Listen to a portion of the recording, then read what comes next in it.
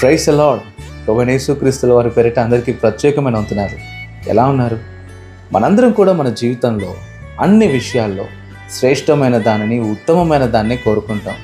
పాడైపోయింది, చెడిపోయింది జీవితంలో ఉండాలని ఎవరు అనుకోరు. అయితే ఉత్తమమైన దాన్ని, శ్రేష్టమైన దాన్ని సంపాదించుకోవటానికి మన అనుభవాన్నంతా ఉపయోగిస్తాం, మన జ్ఞానాన్నంతా ప్రదర్శిస్తాం. అయినప్పటికీ కూడా కొన్నిసార్లు ఆశీర్వాదం అనిపించే శాపాన్ని కోస్తాం, మంచి అనిపించే చెడుని తెచ్చిపెట్టుకుంటాం.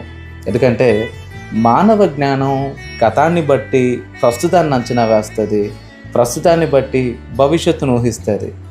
భ్రమ ముందు ఎన్నోసార్లు మానవ జ్ఞానం విఫలమైపోతుంది. ఎందుకంటే మానవ జ్ఞానానికి ఒక పరిధి ఉంది, కానీ దైవ జ్ఞానానికి పరిధి లేదు.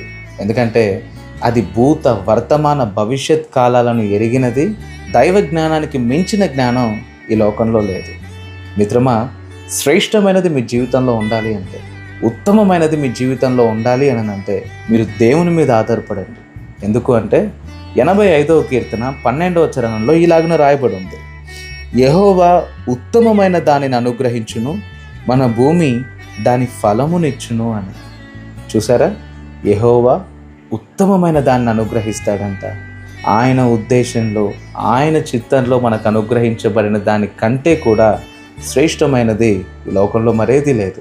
ఈరోజు దేవుడు మనతో ఈ మాట మాట్లాడుతూ ఉండగా ప్రతి విషయాన్ని కూడా ప్రభు యొద్ద కనిపెట్టుకొని, ప్రభు యొద్ద విచారించి, ప్రభు ఉద్దేశంలో ఉన్నదాన్ని పొందుకుందాం.